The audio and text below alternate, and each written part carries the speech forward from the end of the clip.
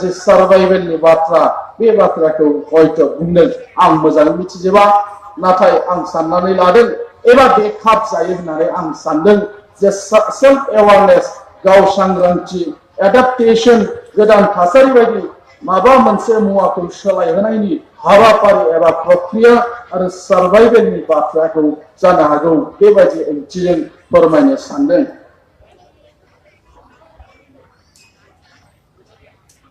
Chief adviser बिथाङा दंबावो बुंथिगिरि हिसाबै जयन्ट एक्सननि बागै निश्चय बिथाङा बुंगोन। समा खमखाय आं थोंजोङै बुंनो नागिरदों आरो बेनो आथिखालाव सावरायजानाय मोनसे आयदा।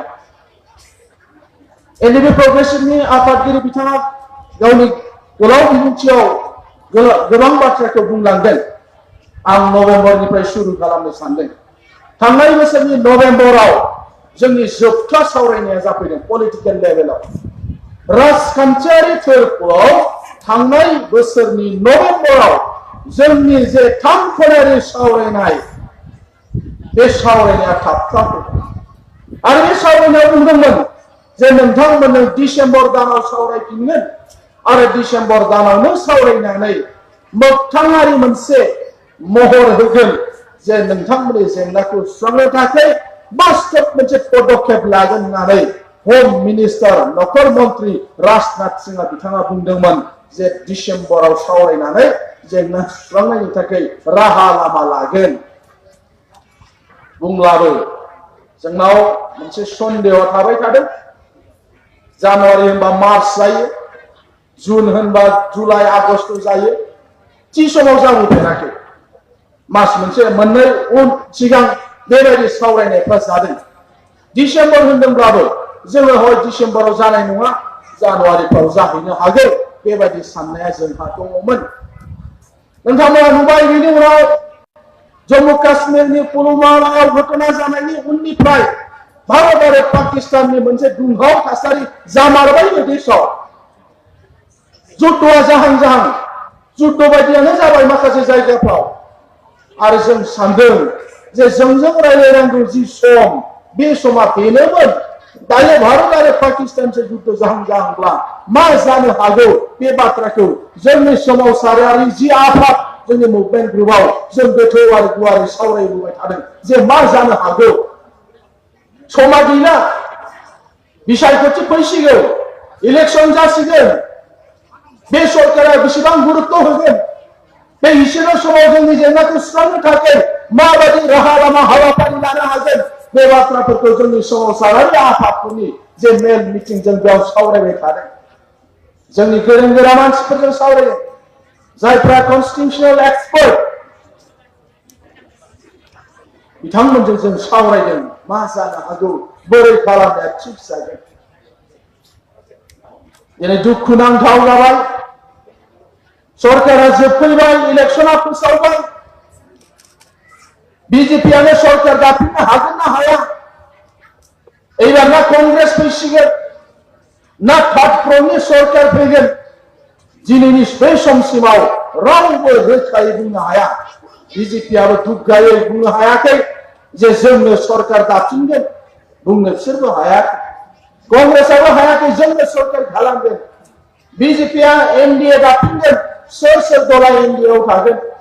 कंग्रेसआ सिगांनि इउपिएखौ दाफिनगोन, सोर बेयाव थागोन? केलकातायाव महारेलि खालामदों ममता बेनार्जी, वेस्ट बेंगलनि चिफ मिनिस्टारा गिदिर मोनसे महारेलि खालामदों आरो बेयाव भारतनि गुबुन गुबुन पलिटिकल पार्टी जोंनि नर्थ इस्टनिफ्रायबो गोबां पलिटिकल पार्टिया केलकातायाव जानाय महारेलियाव बाहागो लादों। जों बेनिफ्राय मोनसे अनुमानबो खालामनो हायो जे सोर सरकार दागोन, माबोरै दागोन बे बाथ्राफोरखौ जों अनुमान खालामनो हायो। दिनै आसामनि थासारिखौ जों नायनांगोन। आसामाव माबायदि थासारि जादों? बिजेपि, कांग्रेस, एजेपि, सिपिआइ, सिपिएम, एनपिपि गोबां जे पलिटिकल पार्टिफोर दङ, बे पलिटिकल पार्टिफोरा फैबाय थानाय इलेक्सनाव मा रल लागोन आरो दायो मा बुंगासिनो दं, सोरजों लोगो जानो नागिरदों, सोरखौ मदद होलायनो नागिरदों, बे बाथ्राफोरखौबो जोङो दिनै नायबाय थादों।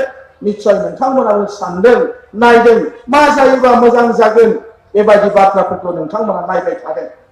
मानगोनां रायजो राजाफोर बे बिसायख'थियाव UPPL हानजा एबसु NDP progressive people joint action committee for Bodoland movement जों दाजानाय जे UPPL जे हानजा बे हानजाया क'क्राझार लोकसभा समष्टि आरो मंगलदै लोकसभा समष्टि बे मोननै MP सीटआव बिजाथि फसंदों आरो जोंनि नैबे क'क्राझाराव जोङो UPPL पार्टीनि आफादगिरि मानगोनां UG ब्रह्म बिथांखौ जोंनिफ्राय गाव बिजाथि होनाय जाबाय।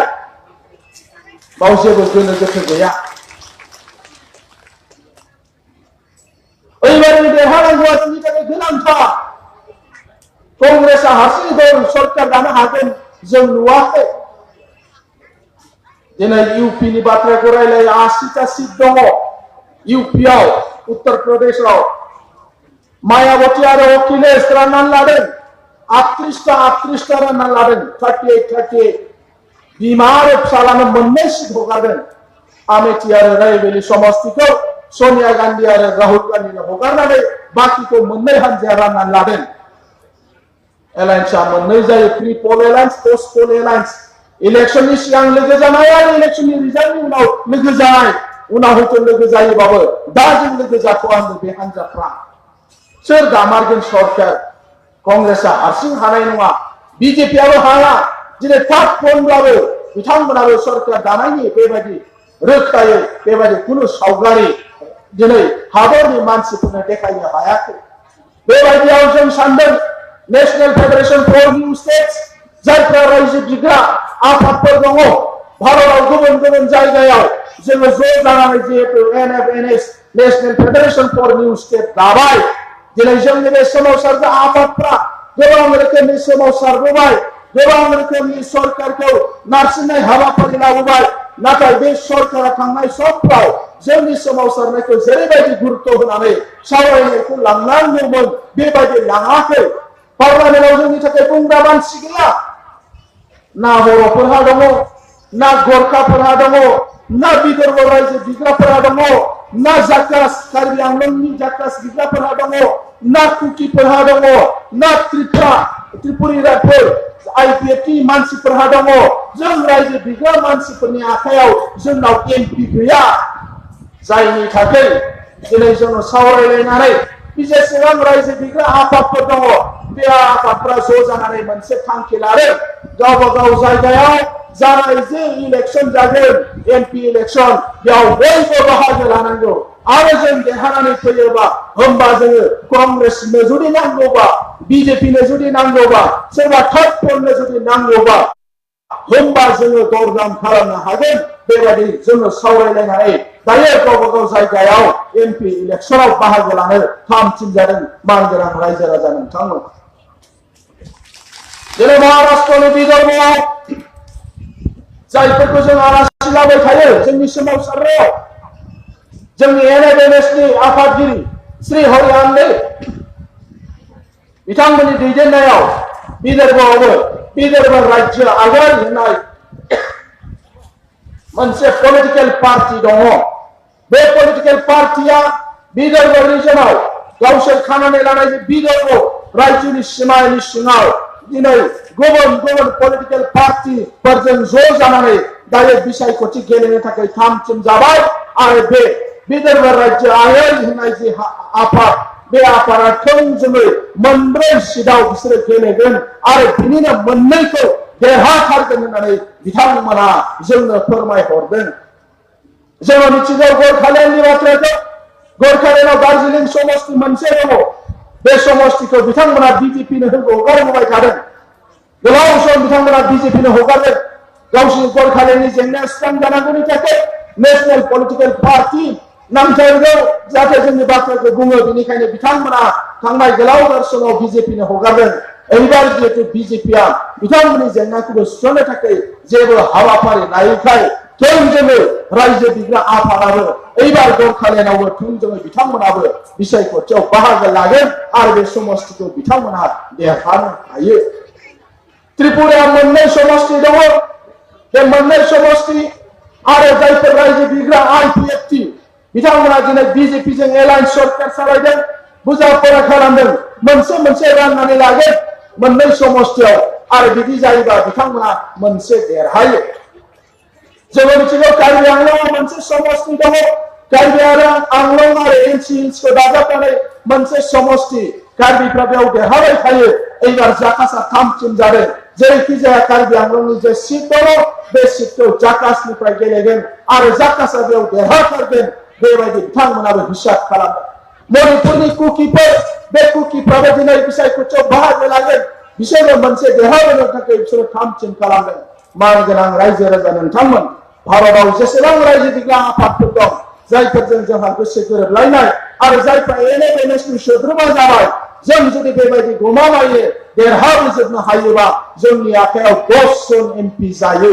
आरो बे गिदिरथार मोनसे फेक्टर जागोन आरो बेनिखायनो जेरैखि जाया होनदों जों जेरैखि जाया बे क'क्राझाराव जोङो देरहाथारनांगोन आरो जुदि देरहाथारनांगौबा जोङो खौसे जानानै जोङो बे फैगौ जे बिसायख'थि बे बिसायख'थियाव जों बाहागो लानांगोन दायो जों गोबां रोखोमनि हिसाब निकास खालामदों थांनाय बाराव जोंनि सोमावसारनाय आफादनिफ्राय मानगोनां UG ब्रह्मखौनो जोङो होदोंमोन नाथाय देरहानो हायाखै नैथि मासियाव थानो गोनां जाबाय बर' जाबाय आरो लाख भराव जों जेनबाय जोंनिख्रुइ प्राय 45,000 खम मोनदों BPFनि बिजाथि बै समनि चन्दन ब्रह्मआ 45,000सो जोंनिख्रुइ खमसिन बिथांमोना मोनदों एबारनि थासारियाव बर' जानाय नङा जोंबो होनदों आरो हिरा सरनिया गावबो बुंनानै लानो बाध्य जाबाय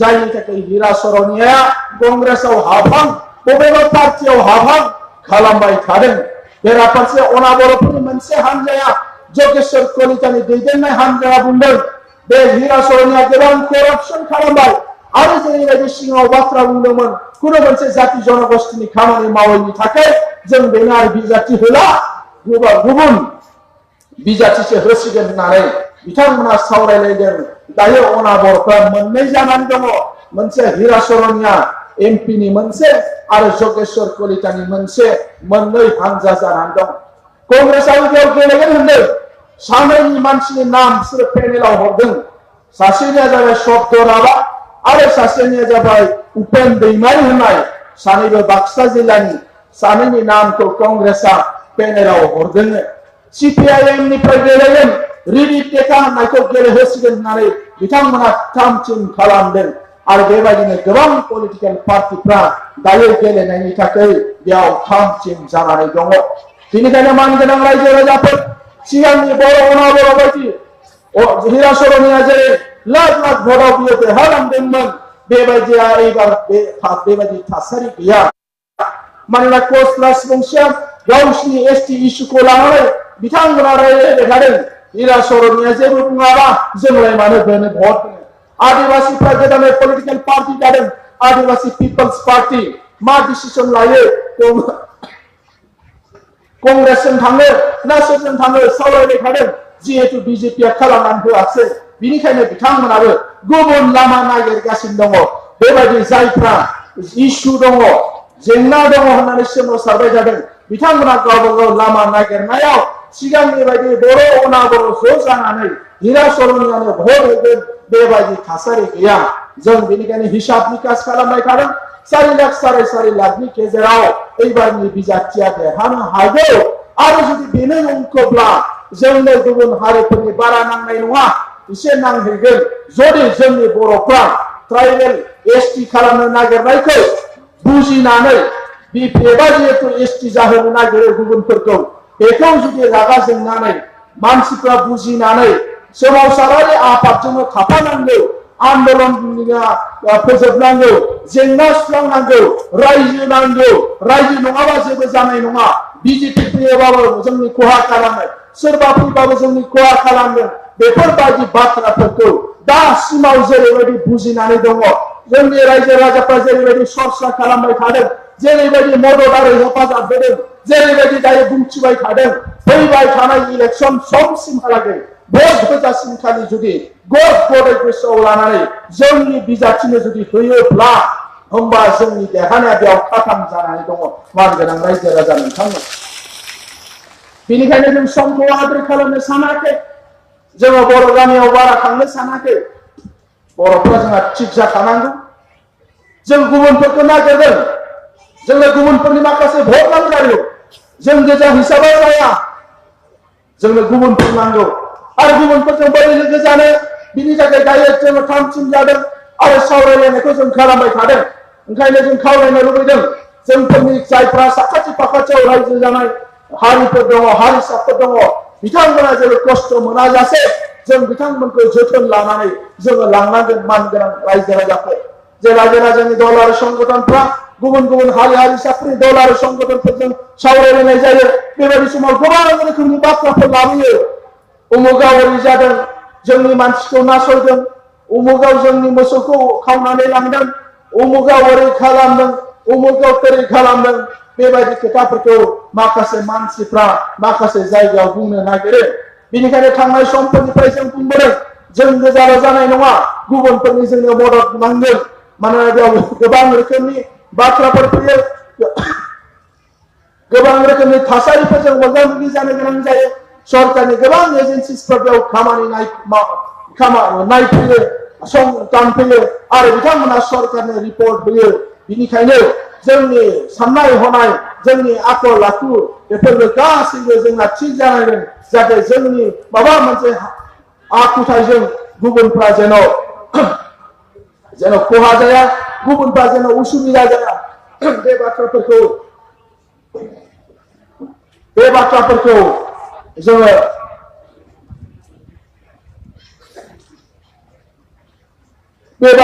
जोङो खेल लानांगोन। दिनै जोङो माखासे हान्जाफोरजों रायलायदों, हयथ' दिनै बे गेवलाङै बुंनाया बारा थिग जाखानाय नङा। बयहाबो हिसाब दङ, बयहाबो नोजोर लादों, बोरै खालामबा बोरै जागोन। क'क्राझाराव जों सोरजों थाफागोन, बरपेटायाबा मा जागोन, मंगलदैयाबा मा जागोन, गुवाहाटियाबा मा जागोन। बेबायदि गोबां जायगानि हिसाब निकासखौ बयबो खालामबाय थादों। जों बेयाव मदद होयोबा बर'फ्रा जोंखौ दस्रायाव मदद हैगोन ना होया, बेबायदि हिसाब निकास खालामदों। बर'फ्रा बेसेबां दङ दस्रा समस्थियाव, बेयाव बिसोरनो जों होयोबा बैयाव बिसोरनिखौ मोनब्लाबो जों देरहायोना देरहाया, गुबुनफोरजों लोगो जानायासो जोंहा लाब जागोन नामा, बेबायदिफोरखौ गुबुनफ्राबो नायगासिनो दङ। बिनिखायनो मानगोनां रायजो राजा नोंथांमोन, जोङो सम जानाय लोगो लोगो जोङो फोरमायगोन जे सोर सोर हान्जाया जोंजों लोगोसे दङ, जों धुबुरियाव मा खालामगोन। बेयाव जोंहा पर्बत जरानि रायजो राजाफोर दंफैयो, नायगाव मुराबारिनि रायजो राजाफोर दंफैयो, बिथांमोननि समस्थिया धुबुरियाव जों मा खालामगोन। प्राय 40,000 भट दङ जोंनि बर'फ्रा। एबसुनि आन्सलिक हिसाबै 6टा आन्सलिक गोग्लैयो, बिटिसिआव गोग्लैयो। धुबुरि जिल्लायाव 7खान गामि थायो, बिटिसिआव गोग्लैनाय पकेरा गामि साखाथियाव 10खान गामि दङ। जों गासैखौबो सानजोबनानै जोङो मोनबाय जे 40,000 क'क्राझार जिल्लायावबो धुबुरियाव होनो गोनां जोंनि बर' भट दङ। जोंजों साखाथियाव रायजो जानाय गार' बिदा फंबायफोर दङ, जायफ्रा जोंनि खावलायनाय लेखायै सोलिगासिनो दङ। बेफोर गासिखौ हिसाब खालामनानै 50,000नि भट धुबुरि समस्थियावबो दङ। आरो बेनिखायनो जों सावरायबाय थादों, सोरनोबा होयोबा जोंबो मोननांगोन, जों मोननांगौबा जोंबो सोरनोबा होनांगोन। गिभ एन्ड टेक पलिसि बेखौ सिगाङाव दोननानै दायो जोङो गुबुन गुबुन आफाद, गुबुन गुबुन दल संगठनफोरजों जों सावरायलायबाय थादों। मिजिंथिदों बेबायदि मोनसे मोजां फिथाइ मोननो हागौ होननानै। दिनै जोंनि गेजेराव आगसुनि माखासे बिबानगिरिफोर फैदों, बार जों बिथांमोनजों रायलायदों। प्राय 40,000सो बाहाय गरखा नेपालि भट दङ, बिथांमोनखौ खावलायदों, बिथांमोननि मदद जोंनो नांगौ। राभाफोर दङ, 20-30,000 राभाफोर दङ। दिनै बिथांमोननि खावसे हान्जाया जोंजों दंफायो। बेबायदिनो गुबुन गुबुन जाति जनगोष्ठीफोरजों जों रायलायबाय थादों, बोरै जों भट बुथुमनो हायो। मानगोनां रायजो राजाफोर, जोंनि गेजेराव जेन' बेले बेजे जायाबालानो, बोराबलायनाय गैयाजासे जोङो खौसेथियै जोंनि सोमावसारनायखौ जाफुंसार होनो थाखाय जोङो बेवहाय हाबाफारि जोङो बाहागो लानांगोन। जोङो जुदि गमामा देरहानानै थांगारोब्ला जोंनि बिजाथिया खामानि मावहैनो हागोन मानोना दिनै गोबां रायजो बिग्रा आफादफोरनिफ्राय देरहानानै फैसिगोन जोंहासो खस्थ' जादों गुबुनफोरहा बेबायदि खस्थ' जायाखै दिनै जोंहा जुदि एमपि गैयाब्ला जोंनि बाथ्राखौ पार्लामेन्टआव सोर बुंगोन दाख्लैथ' जों मिथिबाय नङा होमबा मोनबा हारिखौ जेब्ला एसटि खालामनो नागिरो जोंहा बेबायदि मानसि गैया जोंनि सोमावसारग्रा आफादनि जानानै एसेम्बलियाव बाथ्रा बुंनो मानसि गैया दंनायालाय दं बर' एमएलए नाथाय गुबुन हानजानिसो जायफ्रा मोनबा हारिखौ एसटि जानायाव सापर्ट खालामो दंनायालाय दं जोंहा काउन्सिल नाथाय जोंनि काउन्सिला सापर्टसो खालामो लिरनानैसो हरबाय नाथाय एखे काउन्सिल राभा हासंनि चिफ टंकेश्वर राभाया जोंनि सोमावसारनायाव फैनानै बुंफैबाय कुनु दिन आं बेखौ जाहोआ आं आन्दोलनकारिफोरजों दङ नांगौबा आं हालेवनानै जाहैफिनगोन आंहा जे बेबायदि राजनिति खालामनायनि कुनु दरकार जायाखै गावनि राभा जाथिखौ गावनि ट्राइबेलफोरखौ फाननानै आं राजनिति खालामा नांगौबा आं हालेवनानै जाहैगोन होननानै बिथाङा जोंनि आन्दोलनाव फैनानै बाहागो लाफैदों दिनै मिसिंफोरनि बर' शक्ति आफाद बे आफादनि एमएलए भुबन पेगुआ जोंनि आन्दोलनाव फैनानै बुंबाय आं बे जोंनि हानजाया बिजेपिखौ सापर्ट खालामोब्लाबो आं मिसिं जाथिनि आरो ट्राइबेलफोरनि खहा जानाय बायदि जेबो खामानियाव आं बाहागो लाफाया होननानै बिथाङा बुंलांबाय आरो जोंनि आन्दोलनाव गमामायै नुजाफैबाय दङमोन जोंहाबो बर'फ्रा 12 जन एमएलए काउन्सिल दङ एमपि दङ नाथाय बिथांमोननि बुंनायखौ जों मिथिदों आरो खोनागासिनो दं नै दासिमबो बिथांमोना बुङो अर्डिनेन्स पास खालामनानैबाबो जाफुंसारनांगौ बे मोनद' हारिफोरखौ होननानै दिनैसिमबो बुंबाय थादों अब्ला मा मानगोनां रायजो राजा नोंथांमोन जोंनि बर'नि सानसुमैफोर जोंनि बर'नि गावारि संगठनफोर जोंहा मा